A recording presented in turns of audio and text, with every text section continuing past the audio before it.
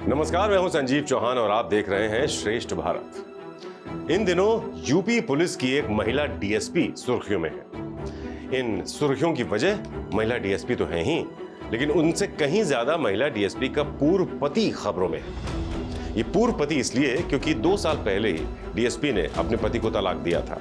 अब 2 साल बाद पुलिस ने महिला डीएसपी के पूर्व पति को उनकी शिकायत के बाद गिरफ्तार कर लिया है।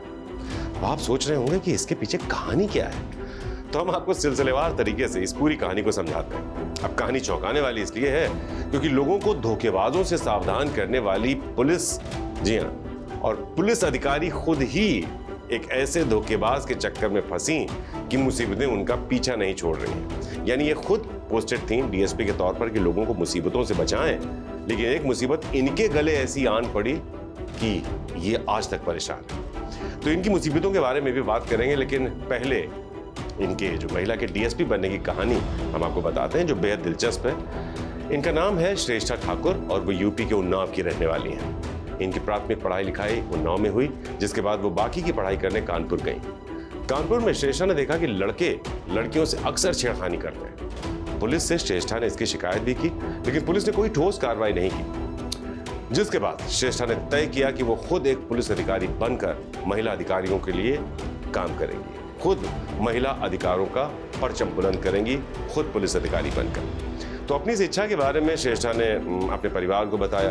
परिवार भी श्रेष्ठा के इस सपने को पूरा करने के लिए उनके साथ लग गया। पूरा विश्वास परिवार ने जताया श्रेष्ठा की इस बात पर। श्रेष्ठा ने भी जी तोड़ मेहनत की, रात रात भर जागी, पढ़ाई की। श्रेष्ठा की मेहनत रंग लाई और उनका चयन यूपी पीसीएस में हो गया। तो प्रोविंशियल पुलिस सर्विसेज में उनका सिलेक्शन हो गया। साल 2012 में श्रेष्ठा ने यूपी पुलिस ज्वाइन कर ली। तेज तर्रार महिला अधिकारी थी, जिसकी वजह से श्रेष्ठा लोगों की नजरों में भी आई और लोग उनके नाम को भी जानने लगे। अब श्रेष्ठा डीएसपी बन चुकी थी और अपनी लाइफ में सेटल भी हो चुकी थी। इसके बाद श्रेष्ठा की शादी की जब बात होने लगी तो लड़के ढूंढे जाने लगे। श्रेष्ठा ने अपना प्रोफाइल मैट्रिमोनियल साइट पर डाल दिया। कई रिश्ते आए, लेकिन कहीं बात नहीं बनी। इसी बीच श्रेष्ठा के पास एक रिश्ता आया। लड़के का नाम था रोहित राज।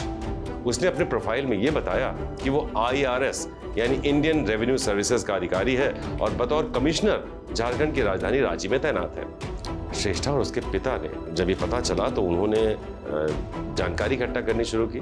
तो कंफर्म हुआ जैसा बताया गया था वो सही था। रोहित राज नाम का अधिकारी रांची में कमिश्नर भी है। इसके बाद साल 2018 में श्रेष्ठा ने रोहित राज से शादी करी। अब सब कुछ ठीक ठाक चल रहा था।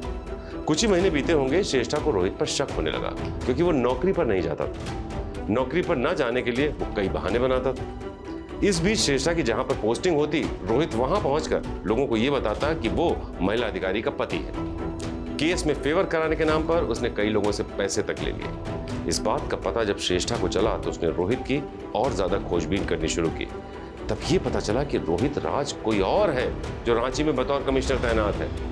उनका पति रोहित कोई अधिकारी नहीं है, बल्कि उसने श्रेष्ठा को धोखा देकर उनसे शादी की। तो श्रेष्ठा ने जब रोहित से आमना सामना किया तो उसने कबूल भी किया कि वो कोई आईआरएस अधिकारी नहीं है और उसने अपने बारे में गलत बताया था। दरअसल रोहित ने अपने नाम का फायदा उठाया और खुद को रोहित राज बता दिया, जो वो था ही नहीं। असलियत सामने आने पर रोहित ने श्रेष्ठा से इस बात का वायदा भी किया कि वो बिजनेस करेगा और कभी भी उसके नाम पर किसी से पैसे नहीं वसूलेगा। अब घर ना टूटे इसलिए श्रेष्ठा ने उसे माफ भी कर दिया। दोनों साथ भी रहने लगे, लेकिन रोहित सुधरने वाला नहीं था।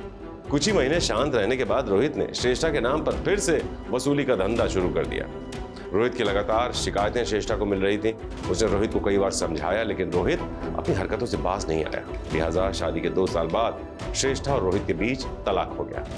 तलाक होने के बाद भी चीजें चलती रही। श्रेष्ठा अपने काम में व्यस्त हो गई। हालांकि तलाक के बाद भी रोहित श्रेष्ठा को अपनी ही बताता था और उनके नाम पर लोगों से पैसे की ठगी किया करता था, अपनी पत्नी बताता था। तलाक के बाद श्रेष्ठा ठाकुर अभी शामली में तैनात हैं। यहाँ पहुंचकर भी रोहित उनके नाम से लोगों से पैसे ले रहा था। एक ऐसी ही शिकायत मिलने के बाद श्रेष्ठा ने गाजियाबाद के कौशाम्बी थाने में अपने पूर्व पति पर मुकदमा दर्ज कराया। पुलिस ने इस मामले में जांच शुरू की और रोहित को गिरफ्तार कर जेल भेज दिया। तो रोहित भले ही जेल चला गया हो, लेकिन श्रेष्ठा ठाकुर के साथ जिस तरह की धोखाधड़ी हुई, हर किसी को शादी जैसे अहम रिश्ते में बनते वक्त सतर्क रहने का पाठ जरूर पढ़ाती है। श्रेष्ठ भारत पर खबरों से जुड़े रहने के लिए चैनल को सब्सक्राइब करें, बेल आइकन दबाएं और देखते रहें श्रेष्ठ भारत।